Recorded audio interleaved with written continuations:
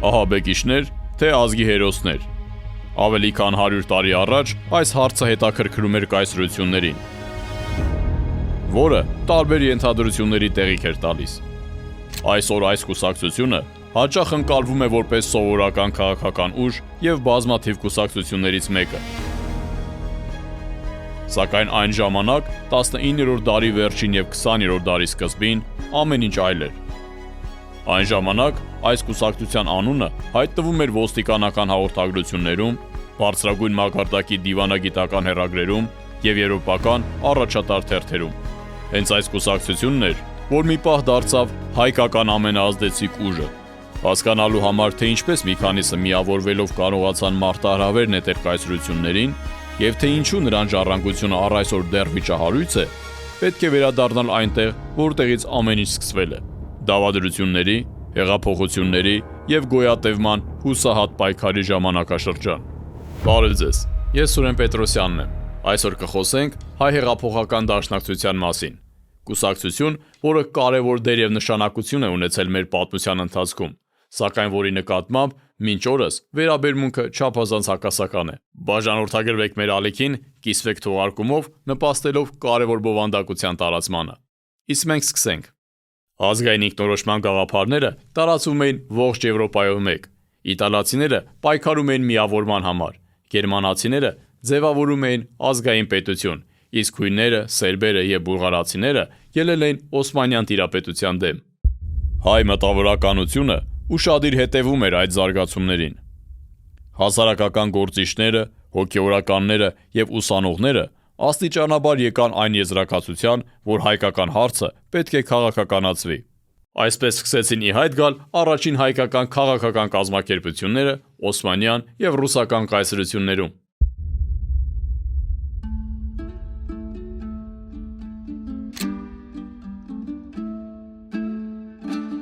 Թիֆլիսը Կովկասի գլխավոր քաղաքն ու արևելահայերի մշակութային ու հասարակական կյանքի կենտրոնն էր։ Քաղաք, որը հայերի համար հարազատ էր դարեր շարունակ, ավելի ճիշտ սեփական պետականության կորստից ի վեր։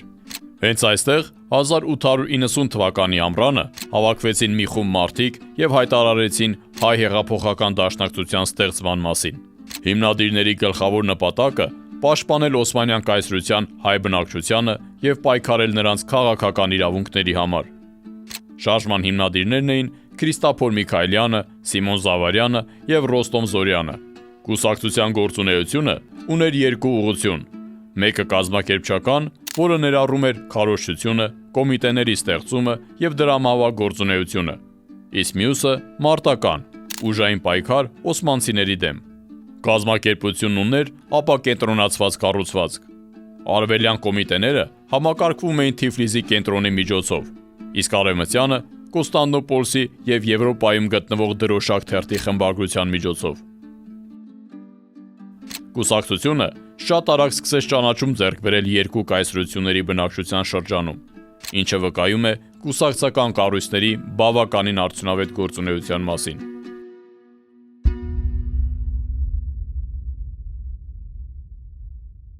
Սակայն ցանկացած քաղաքական կազմակերպություն, դրանք առաջին հերթին հենց մարդիկ են, ովքեր էին կանգնած կուսակցության ակունքներում։ Ինչպես ստացվեց, որ մի փոքր խումբ մտավորական երիտասարդներ կարողացան ստեղծել շարժում, որը նաև կարող էր կազմակերպել զինված գործողություն և միևնույն ժամանակ մարտահրավեր նետել կայսրություններին։ Դաշնակցության պատմության ակունքներում կանգնած է 3 մարդ։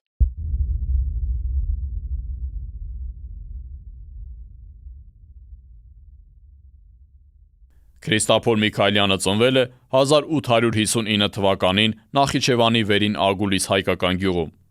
Ագուլիսը անկրկնելի էր քարե տների, նեղ փողոցների, եկեղեցիների և առևտրային քարավանների քաղաք։ Այն խորը հետք է թողել մեր պատմական հիշողության մեջ։ Դժվար մանկություն է ունեցել Քրիստափոր Միքայելյանը։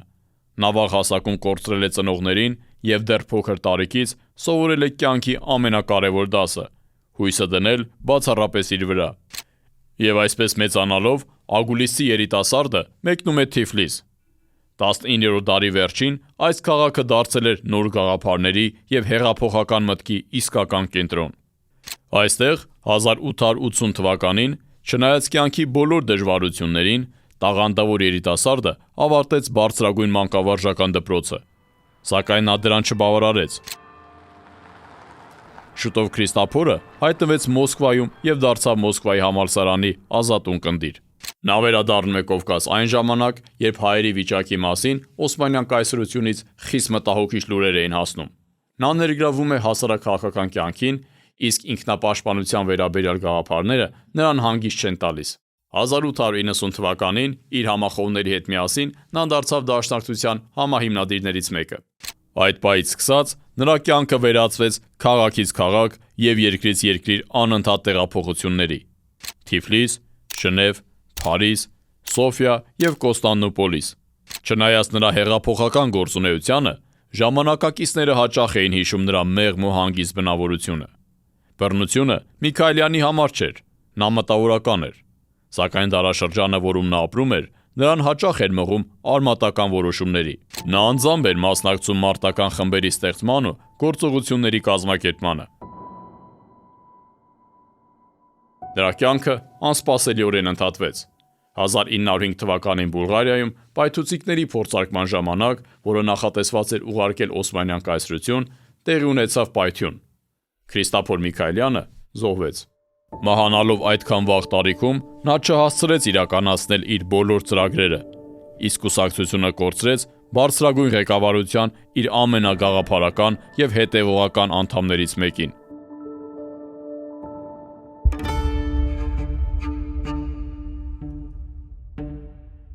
Եթե Միքայելյանը շարժման գաղափարախոսն էր, ապա Սիմոն Զավարյանը դրա կազմակերպիչն էր։ Սիմոնը ծնվել է 1866 թվականին Լոռիում, գյուղական վայրում,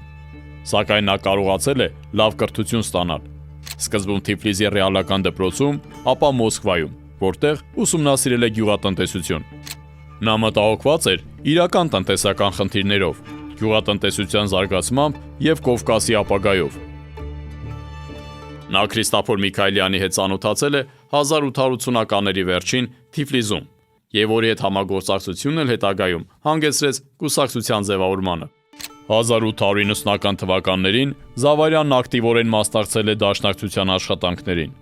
Նա զբաղվել է շարժման կազմակերպմամբ, հրապարակախոսությամբ եւ կուսակցական աշխատանքով։ Զավարյանի կյանքն ընդհատվեց 1913 թվականին Կոստանդնուպոլսում սրտի կաթվածից։ Նա մահացավ այն ժամանակ, երբ Դաշնակցությունը արդեն իսկ իրական ուժ էր երկու կայսրություններում էլ։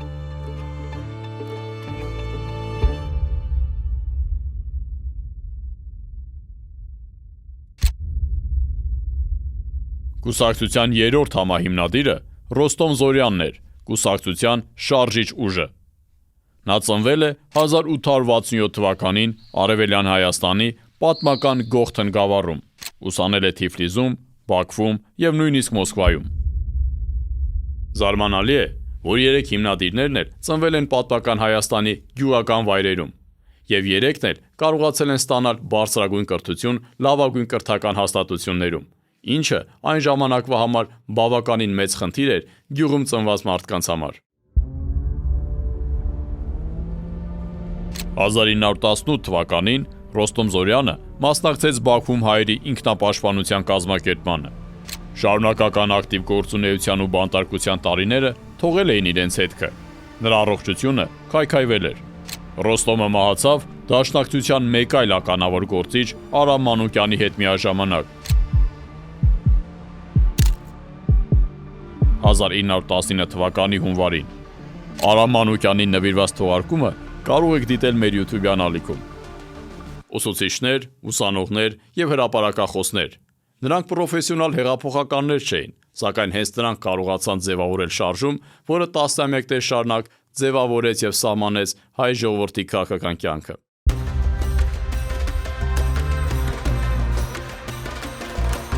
Դաշնակցության դաշտային աշխատանքների հիմնական զինադաշտը դարձավ հյուսիսարևմտյան Իրանը՝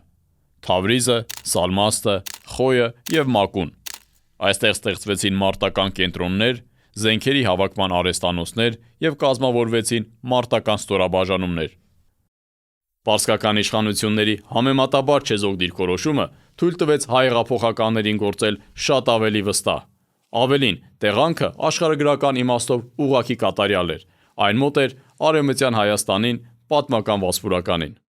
Այստեղից մարտական խմբերը հատում էին սահմանը և իրականացնում իրենց գործողությունները։ Այսպես, Իրանի լեռներում և սահմանամերձ քաղաքներում առաջացավ 19-րդ դարի վերջին հայ հեղափոխական շարժման ամենակարևոր հենակետերից մեկը։ Այդ ժամանակ կուսակցությունը Թիֆլիսի իր գրասենյակային աշխատանքից անցավ մարտական ռեժիմի։ Այս սկզբնական փուլի կարևոր էջը 1897 թվականի Խանասորի գործողությունն էր։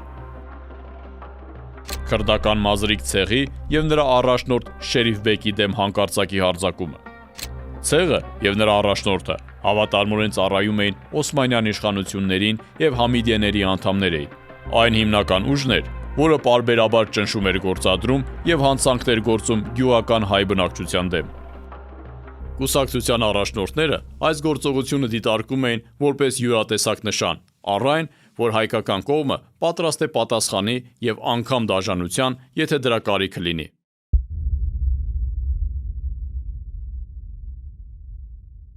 Մինչ քաղաքներում գործում էին ընդհատակյա կոմիտեներ, լեռներում գործի էին անցել ֆիդայինները։ Ֆիդայական շարժմանը բնորոշ էր յուրահատուկ մշակույթ, որն իր մեջ ներառում էր ֆիդայական կյանքի փորձը, ինչպես նաև հայկական լեռնաշխարհի և Փոքր Ասիայի լեռնային սովորույթներն ու ավանդույթները։ Կարճ ժամանակում հայկական զինված խմբավորումներն ու դրանց առաջնորդները սկսեցին ծանոթանալ դաշնակցության գաղափարներին։ Այդ գաղափարները նրանց համար չափազանց հարազատ էին, դրանց հիմքում ընկած էր շատ պարզ սկզբունք՝ պաշտպանել հայ բնակչությանը ոճրագործությունից։ Սակայն դաշնակցությունը կարողացավ առաջարկել նաև այն, ինչը լեռնեցիները ըստ էության չէին կարող ունենալ՝ մասշտաբայնացում, համակարգվածություն, կանոնակարգված մատակարարում, համազգային կապեր և միջազգային լուսաբանում։ Այսպես, Սասնա լեռները դարձան հայ հեղափոխականների դարբնոց, որտեղ կոփում և վարժվում էին իրական մարտական պայմաններում։ Հենց այստեղ են կռվել նրանք, որոնց անունները հետագայում դարձան հայ ժողովրդի ինքնության մասը՝ Անդրանիկ Օզանյան, Աղբյուր Սերոբ, Գևորգ Չաուշ և շատ ուրիշները։ Այս հերոսներից յուրաքանչյուրին նվիրված թողարկումը կարող եք դիտել մեր YouTube-յան ալիքում։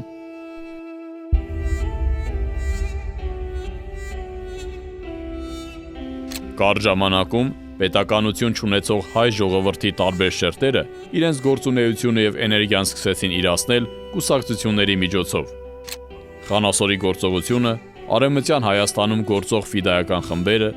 ապօրինի զենքը ռուսական կայսրությունից և Եվրոպայից։ Բայց միայն դա չէր։ 19-րդ դարի վերջին շարժման ամենաաղմկահարույց գործողությունը 1896 թվականի օգոստոսին Կոնստանդնուպոլսում Օսմանյան բանկի գրավումն էր։ Բաբկեն Սյունու գլխավորությամբ 26 դաշնակցականներից բաղկացած խումբը ներխուժեց կայսրության գլխավոր ֆինանսական կենտրոններից մեկի շենք և պատանդ վերցրեց ավելի քան 150 աշխատակցի և այցելուների։ Նրանց նպատակը կողոպուտը չէր։ Դաշնակցականները պահանջում էին, որ եվրոպական տերությունները սուլթանի կառավարությանը ստիպեն վերջ տալ հայերի հալածանքներին և բարեփոխումներ իրականացնեն։ Նրանք հայտարարեցին, որ եթե իրենց պահանջները բավարարվեն, ոչինչ չի պատահի ոչ պատաններին, ոչ էլ բանկի գումարներին։ Հարձակման ժամանակ Բաբկեն Սյունին զոհվեց, պայթեցնելով իրեն, որպեսզի չընկնի օսմանյան զորքերի ձեռքը։ Գործողության հրամանատարությունը ստանձնեց Արմեն Գարոն։ Եվրոպացի դիվանագետների միջնորդությամբ մի քանի ժամ լարված բանակցություններից հետո հեղափոխականները վերջիվերջո լքեցին բանկը, ստանալով անվտանգության երաշխիքներ։ Նրանց ֆրանսիական Ժիրոնդ նավով տեղափոխեցին Մարսել, որտեղ նրանք ձերբակալվեցին, սակայն շուտով ազատ արձակվեցին։ Գործողությունը մեծ իրարանցում առաջացրեց։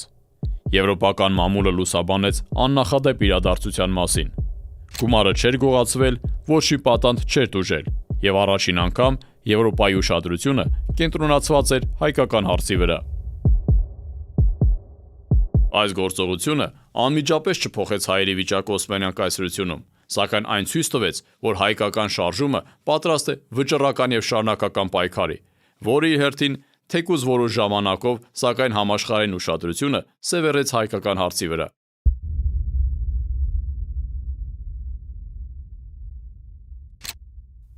Սակայն ուշադրությունը սևեռվեց Օսմանյան կայսրության վրա։ 1899-ից 1905 թվականներին այն տեղափոխվեց Հարավային Կովկաս և Ռուսական կայսրություն։ Ռուսականացման քաղաքականությունը հանգեցրեց հայկական դպրոցների փակմանը, գույքի բռնագրավմանը, ռուսալեզու ուսուցմանը, իսկ հայոց լեզվի ուսուցիչներին մեղադրում էին անջատողականության մեջ։ Եթե 1882 թվականին կար մոտ 500 հայկական դպրոց, դարավերջին կրթությունը գրեթե ամբողջությամբ ռուսականացվել էր։ Սակայն դա էլ բավարար չէր։ Հաջորդ փուլը ամենաողբերգականն էր։ 1905 թվականի ջարդեր, որոնցից ամենաարյունալին Բաքվի կոտորածն էր։ Իհարկե կայսրությունը չէր կարող անմիջականորեն մասնակցել ջարդերին, բայց բոլոր վկայությունները խոսում են կենտրոնի կազմակերպված աշխատանքի մասին։ Դա լավ նկարագրված է գեներալ նահանգապետ Նովիկի 1905 թվականի Բաքվի կոտորածը աշխատության մեջ։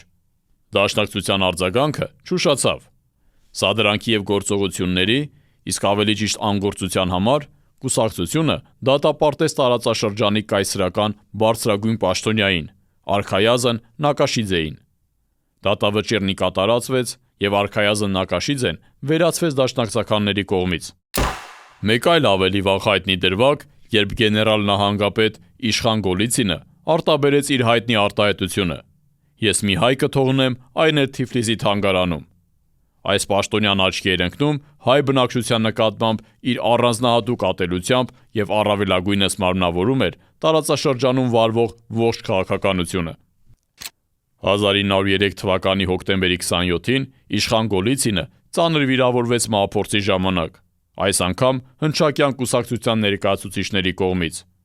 1904 թվականին Կովկասը կառավարելու ջանքերի համար Գոլիցինը պարգևատրվեց Սուրբ Վլադիմիրի առաջին կարգի շքանշանով։ Շուտով նա ստիպված եղավ լքել Կովկասը և որոշ ժամանակ անց մահացավ մահափորձից հետո այդպես էլ լիովին չապաքինվելով։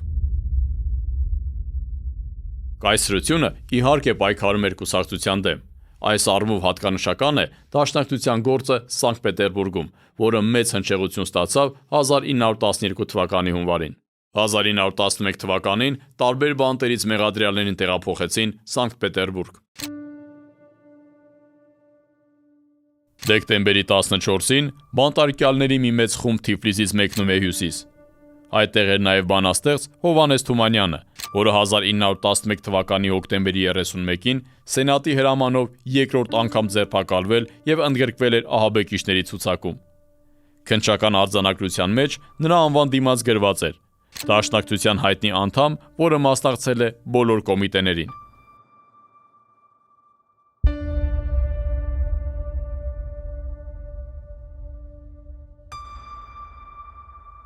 Կուսակցությունը նախ և առաջ ձգտում էր համախմբել ոչ միայն ազգի ուժը, այլ նաև ինտելեկտը։ 1899 թվականին Քրիստափոր Միքայելյանը դրոշակի շուրջ համախմբեց հայ մտավորականությանը։ Էդվարդ Ակնունի, Արամ Ահարոնյան, Արամ Իսահակյան և Սևակ Մինասյան, ինչպես նաև կապեր հաստատեց Եվրոպայի մտավորականների Պիեր Կիարի, Ժան Ժորեսի, Անատոլ Ֆրանսի և Ջորժ Կլեմանսոյի հետ։ Պրո-Արմենիա խմբակը և համանուն ամսագիրը Եվրոպայի ուշադրությունը հրավիրեցին հայկական հարցի վրա, գաղափարները վերածելով դիվանագիտական գործիքի։ Սակայն գումար էր անհրաժեշտ թե ինտելեկտուալ զարգացման և թե զենք գնելու համար։ Միջոցների մեծ մասն ուղղվեց զենքին և մարտական խմբերին։ 105,000 ռուբլի արժեցավ 1500 հրացանը, ևս 100,000 1 միլիոն փամփուշտ և նույնքան էլ սնունդ ու զինամթերքը։ Առանձին ծախս էր կազմում քրդերի և երի-թուրքերի հետ աշխատանքի համար նախատեսված բյուջեն։ Այստեղ ներառված չէին քարոզչության ծախսերը։ Ֆինանսական հարցերի շուրջ քննարկումները երբեմն հասնում էին ծայրահեղությունների։ Ոմանք առաջարկում էին բռնի մեթոդներ, ոմանք կողմ էին բացառապես օրինական մեթոդներին։ 1898 թվականի հանդիպման ժամանակ որոշվեց ահաբեկչությունը կիրառել միայն ծայրահեղ դեպքում, սկզբից օգտագործել բոլոր օրինական միջոցները։ 1900 թվականի վերջին պոտորակ, այսինքն փոթորիկ, գործողությունը սկսելու որոշումը դարձավ անխուսափելի։ Ոչ բոլորն էին պատրաստ կամավոր միջոցները նվիրաբերելու ժողովրդական կուսակցությանը։ Եղան նաև ողբերգական դրվագներ։ 1902 թվականի ամռանը Շուշիում առևանգվեց մեծահարուստ Իսահակ Ժամհարյանը։ սահմանվեց համեստ փրկագին 30,000 ռուբլի։ Դա այն սահմանաչափն էր, որը հնարավոր կլիներ վճարել։ Ժամհարյանը համաձայնեց, բայց ազատ արձակվելուց հետո նա այդ մասին հայտնեց ոստիկանությանը, որի համար էլ սպանվեց։ Այս գործողությունները տևեց 1 տարի։ Մի մասը համաձայնում էին վճարել, իսկ մյուս մասը հրաժարվում եւ սպանվում էր։ Այս ռադիկալ գործողությունների արդյունքում կուսակցությանը հաջողվեց հավաքել ավելի քան 4 միլիոն ֆունտ։ 1903-ից 1907 թվականներին դաշնակցությունն ավելի հզորացավ։ 1903 թվականին կուսակցության անդամ դարձավ 78,000 մարդ, զգալիորեն ավելի շատ, քան Ռուսաստանի սոցիալ-դեմոկրատական բանվորական կուսակցությունը։ Դրա ժողովրդականությունը պայմանավորված էր տեղում աշխատանքով, ազգային ազատագրական քարոզչությամբ եւ մարտական կառույցների արդյունավետ կազմակերպմամբ։ Բայց ամենակարևորն այն էր, որ հայ բնակչությանը անհրաժեշտ էր նաեւ ներկայացված լինել քաղաքականապես։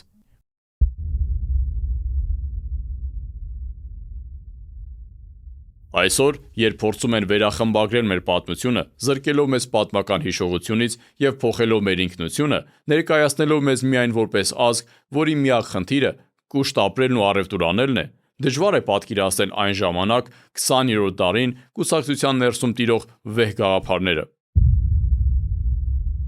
Բայց երբ քո ազդեցությունը հասնում է առավելագույնին, դու ունես ֆինանսներ, քարոզչություն, տասնյակ հազարավոր անդամներ եւ մարտական փորձ, դաշնակցության նոր գործողություն ավելի տրամաբանական է դառնում։ Սուլթանի դեմ մահափորձ։ Իրադարձություն, որում միահյուսվել էին անկանխատեսելիությունը, ռիսկն ու հերոսությունը։ Կուսակցության 3-րդ համագումարում Քրիստափոր Միքայելյանը ստանձնեց այս վտանգավոր գործողության հրամանատարությունը։ Խումբը կիսվեց։ Մի մասը գնաց Կոստանդնոպոլիս մահվան դատավճիռ իրագործելու, մյուս մասը մնաց Բուլղարիայում գաղտնի կերպով հավաքելով ռումբեր։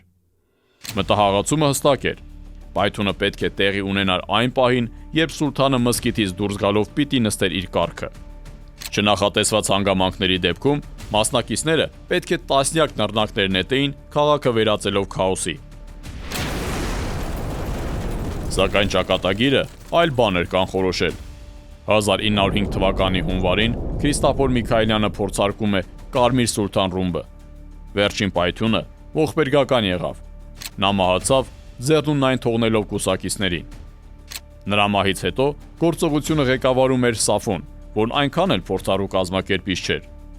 Սաֆոյի գլխավոր խաղաքարտը սուլթանի կարգի ճշգրիտ պայթեցումը ճակատագրական սխալ դարձավ։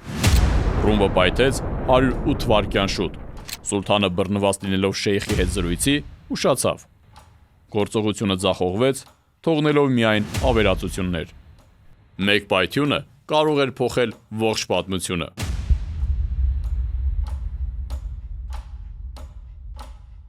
Դաշնակցության 20-րդ դարասկզբին ունեցած բոլոր ձեռքբերումները, մարտական ջոկատները, գաղտնի կոմիտեները, միջազգային կապերը եւ հայկական համայնքների աջակցությունը կորսման եզրին էին։ Առաջին համաշխարհային պատերազմը ոչ միայն քաոս առաջացրեց ռազմաճակատում, այլև ավարտվեց ողբերգությամբ հայ ժողովրդի համար։ 1915 թվականի հայոց ցեղասպանությամբ պայմանավորված կուսակցության արևմտյան թևը կարելի է ասել լիովին ոչնչացվեց։ Առաջնորդները ձերբակալվեցին, սպանվեցին, իսկ ոմանք փրկվեցին գաղթելով։ Ողջ մնացածները աքսորվեցին, ոմանք Եվրոպա, ոմանք Կովկաս, իսկ ոմանք էլ Մերձավոր Արևելք։ Կուսակցության արևմտյան թևը ոչնչացվեց ոչ միայն ֆիզիկապես, այլ նաև գաղափարապես, այն մարդկանց հետ միասին, որոնց համար նրանք ստեղծված էին։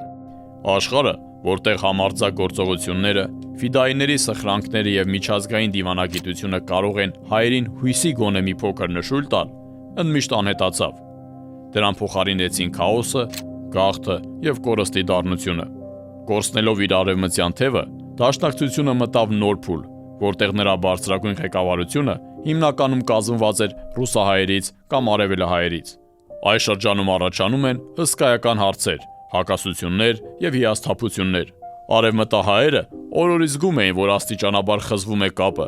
իսկ ուշացած արձագանքը հանգեցրեց արևմտյան Հայաստանի ու նրա գլխավոր քաղաք Էրզրումի կորստին։ Էրզրումից հետո, ինչպես կանխատեսել էր Զորավար Անդրանիկը, կարծներ ընկնելու։ Այդպես էլ եղավ։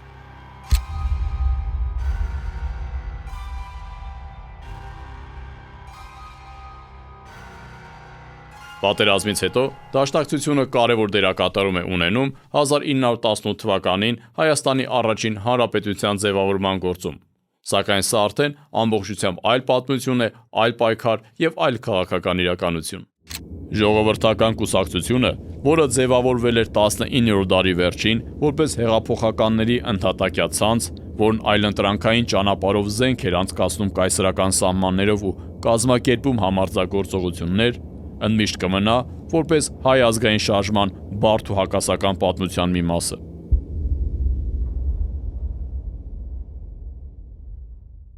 Կուսակցության արևմտյան թևի ոչնչացումից, հայոց ցեղասպանությունից եւ առաջին հանրապետության անկումից հետո դաշնակցությունը տարեգրվեց։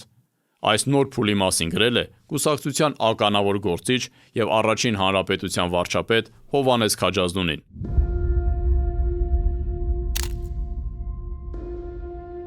Նա խորապես համոզված էր, որ դաշնակցության համար, որը ձևավորվել էր հեղափոխական շարժման հիմքի վրա, եկել էր այն պահը, երբ նախկին գործիքներն այլևս անիմաստ էին։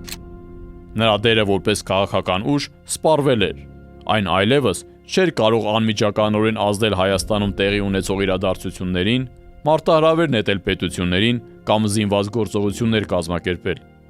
Նրա մտորումներն ու քննադատությունները կշռադատված խոստովանություն են։ Երբեմն հեղափոխական կազմակերպությունները, ինչքան էլ որ ուժեղ լինեն, սպառում են իրենց, երբ հանգամանքները փոխվում են, երբ ֆիզիկական ու սոցիալական դեմքը վերանում է, իսկ նպատակները, որոնց համար դրանք ստեղծվել են, դառնում են անհասանելի։ Քաջազնունու հեղինակած աշխատանքը ինքնին խոսում է իր մասին։ Այն վերնագրվում էր «Հայ հեղափոխական դաշնակցությունը անելիք չունի այլևս»։ 1920 թվականից հետո նա այլևս անիմաստ էր համարում կուսակցության գոյությունը։ Քաջազնունին լինելով խղճի ու պատվի մարդ, ընտրեց դառը ճշմարտությունը, չվախենալով հրապարակային քննադատությունից։ Այս հարցերի շուրջ ես բավականին երկար ու դժվար մտորումներ եմ ունեցել։ Չեմ կասկածում, որ դուք նույնպես խորհել եք այդ մասին։ Պարզապես չգիտեմ, դուք նույնպես նույն եզրակացությանն եք հանգել։ Վախենում եմ, որ ոչ։ Ավելին կասեմ, վախենում եմ, որ իմ վերջնական եզրակացությունը, բառը, որը շատ դժվար է արտասանել, բայց է որի ես մտադիր եմ ասել առաջնորդվելով իմ խղճի ձայնով, համաժողովում համընդհանուր վրդովմունք կառաջացնի, միգուցե եւ զայրույթ։ Ես պատրաստ եմ դրան։